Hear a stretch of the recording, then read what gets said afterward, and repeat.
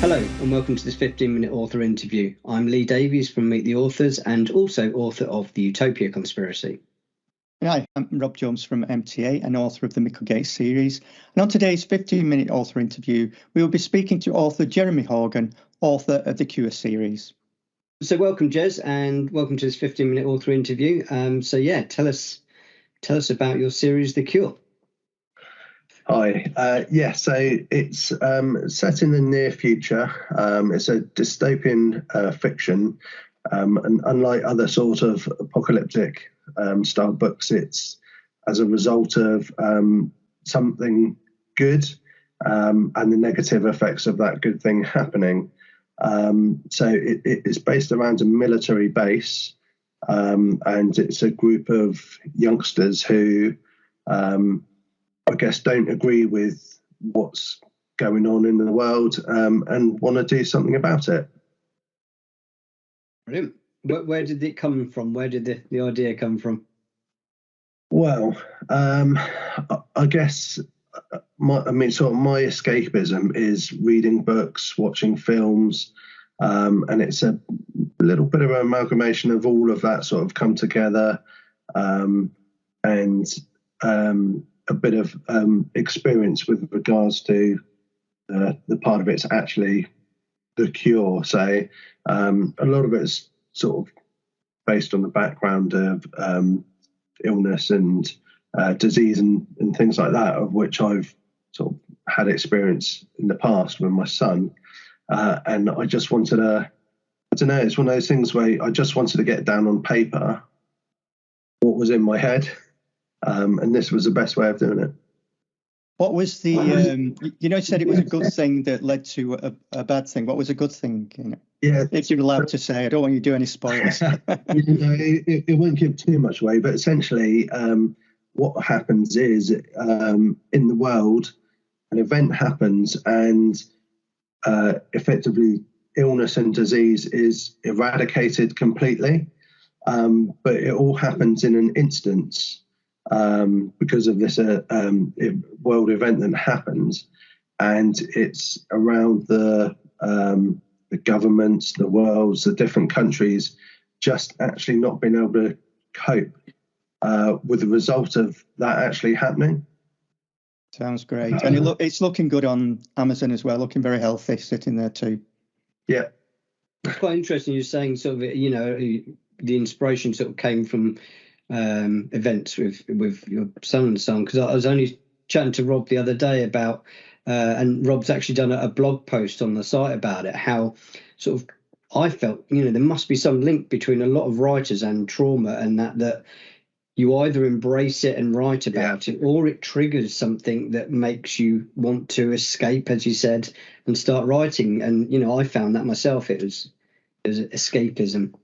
Yeah, it was, for me, it was, like I said, with my son, he was seriously ill, and I just wanted to, I sort of just triggered something that, it's not completely about that side of things. It's, it's got thriller, espionage, that sort of part to it as well. But a key element is obviously that trauma that I've sort of gone through, and getting that in there, and sort of, that sort of sets off the events, I guess. I was just going to say, whereabouts is it set? Where's is it on a military base? So it's set on a military base in America. Actually, it's specifically in Texas, but it's kind of across the whole of America that it's affected. And as we kind of find out as it goes on, across the world, and completely across the world. Obviously, when I started out, I didn't have massive knowledge of America, but something about it and the scenario just felt better. It just felt like a better place for the events to take part. Excellent. A lot of the work that we're doing, I suppose, will impact self-publishing authors. I was just wondering, what you thought of the process, and were there any bits of it that you thought were more difficult than others, or whether all of it was difficult, which it can be, kind of. Yes. Yeah. All of it, basically. All of the above. All of the above. For me, it was a labour of love. So I didn't especially want to sell it as a book. I just wanted to, as a bucket list, I always had ideas and things going through my head. And I just thought, do you know what? If there's one thing I achieve, I would love to write a book at one point. Love to. And it just never materialised up until sort of when it did. And obviously, once I'd got everything down on paper, I was like, oh, do you know what? Someone else might actually want to read this. What do I do? Where do I go? And the internet is an amazing place, but narrowing it down to I want to do this, all in one place isn't going to happen. I went onto UK sites, I went onto US sites, everything told me, something different. Book covers, there's like a million websites, all saying, pay me £2,000 and I'll do this. Pay me another £2,000 and I'll proofread it. And I think at one point I was jotting things down. I was up to about £30,000 of asking people to do things for me. Yeah. So, it's not the easiest process. No. But that's exactly why, we sort of set up the Meet the Authors site as, having experienced the same thing as well, to try and sort of help other people narrow that down and give them that sort of training and guidance right from that sort of initial idea. We've sort of brought in this pitch it service, because I know that when I first had the idea for mine, I was scared who to tell. I didn't want to go and tell anyone, because I thought if I go and put it on Facebook and say, does anybody think this is a good idea? Next thing there's going to be 10 variations of my story out there. So, right from the pitch it service that we're offering right the way through to guiding and publishing, purely because it is so difficult, isn't it? There's so many options, and knowing what best to do and how to get there. But it's worth it, isn't it? I mean, having that final published copy in your hand it makes it all worth it. Yeah, absolutely. I mean, when it came through and I was sort of like showing my wife and my kids, it was like I was beaming, because it's like it's a huge thing. But like you said, it's all very well having a story in your head and actually getting it onto paper, but then distributing so that other people can enjoy it as well.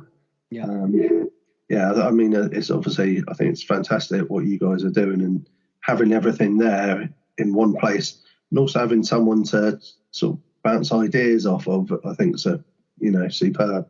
Absolutely. It's one of the things we talked about early on, about this idea being isolated as well. And it's a double-edged sword, isn't it? Because eventually when you write, it can be a very rewarding therapeutic process. And it's like you stand up and you walk into the battlefield. It's just like, oh, I didn't know I had to do all this, and then you publish it. It's like, what happens next? So, we're hearing the same tales from a lot of people. So hopefully we get a community going. We can support one another. It'd be a good thing, Yeah, definitely. I mean, that sounds great.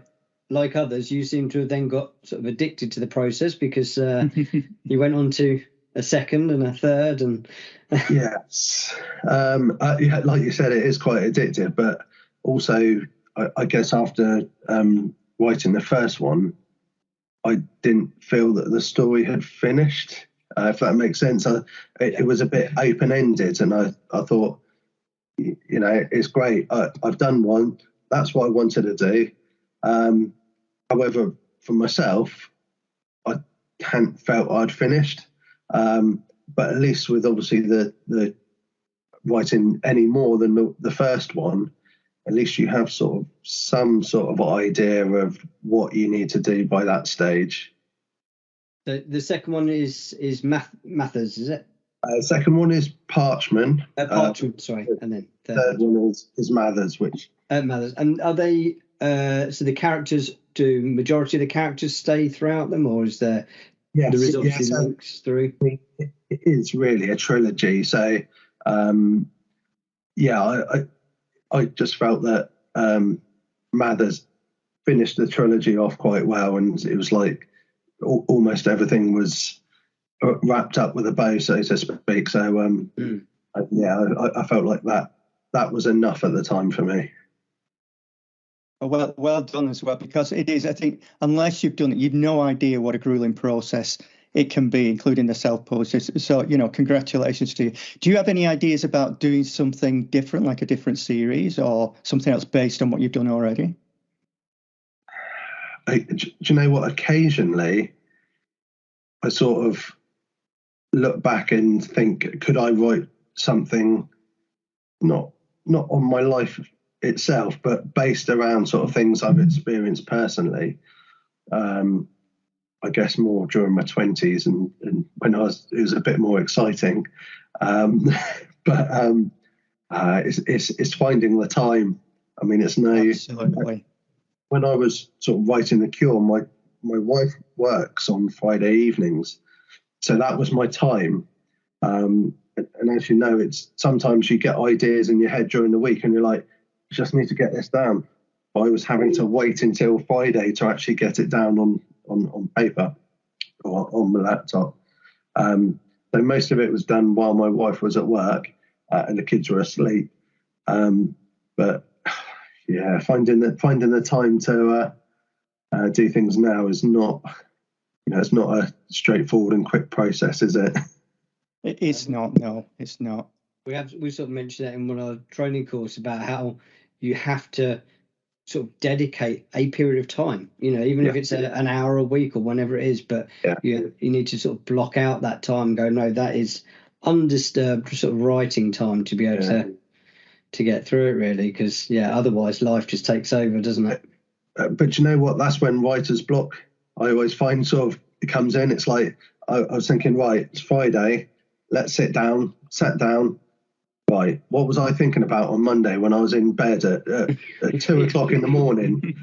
That I had the perfect sort of chapter to go in, and I thought, it's fine. I'll remember. Friday comes.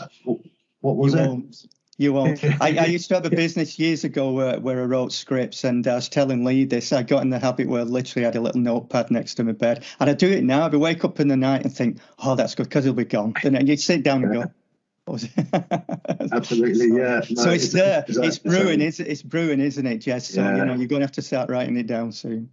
My worst one was when I'm in the car driving alone, and I'm driving, and all the time your head's whirring.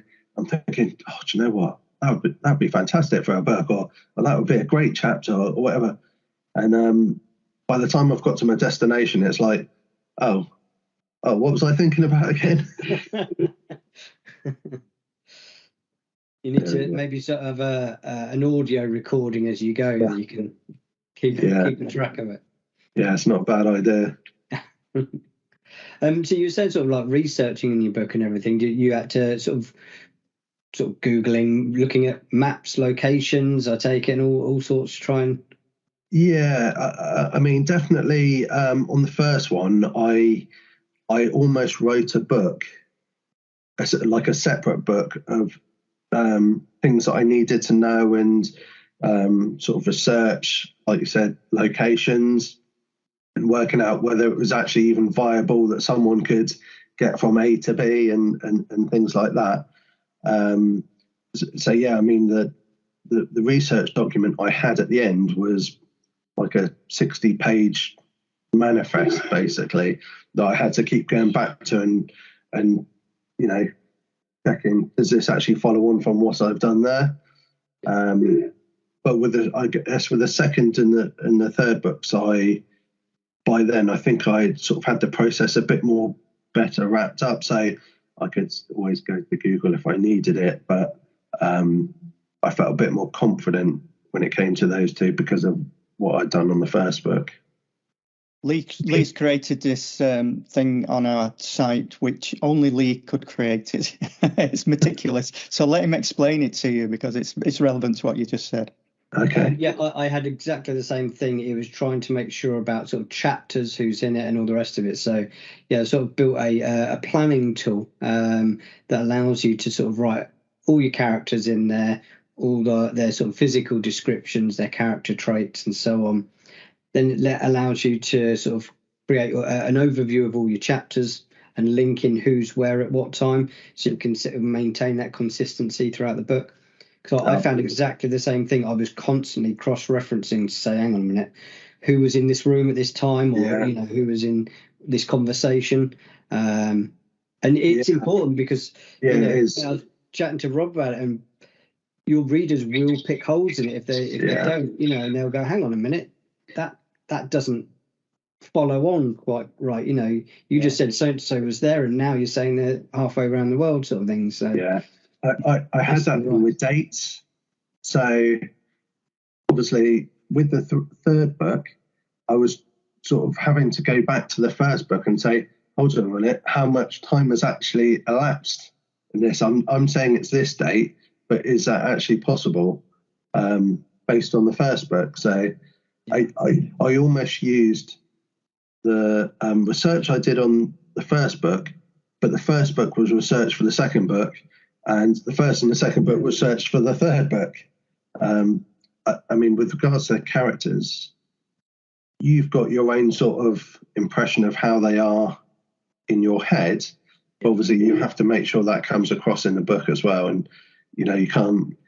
There can't be discrepancies from the end of the book as there is to the start of the book. So I think that's a great idea.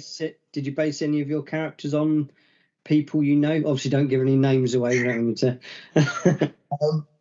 No, I didn't base them on, I was going to say real life people, but celebrities are real life people. People I know. However, there were some traits and I guess some characteristics of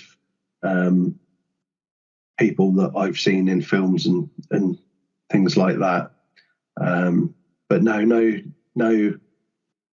like not my wife or my kids or anything like that. No one that can come back and have a go at me. Let's put it that way. Well, not surprisingly, the time's just whizzed by again. So before we wrap up, do you think there's anything else you'd want to add about your books or say before we finish, Jez? No, I mean, obviously it's available on Amazon.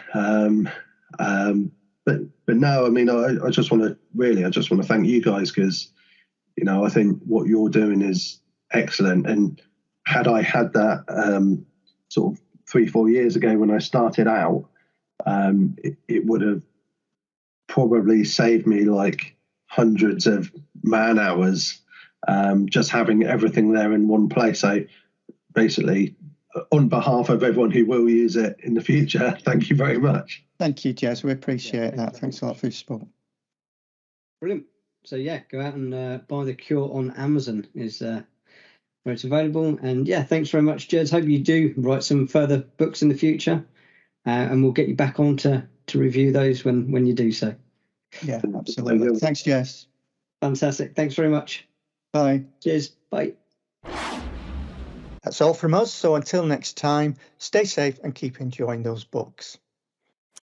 Please make sure you follow, like and subscribe to our YouTube channel, Facebook and Instagram. And for more author interviews, how-to guide and useful tips and tricks, head over to our website at meettheauthors.net.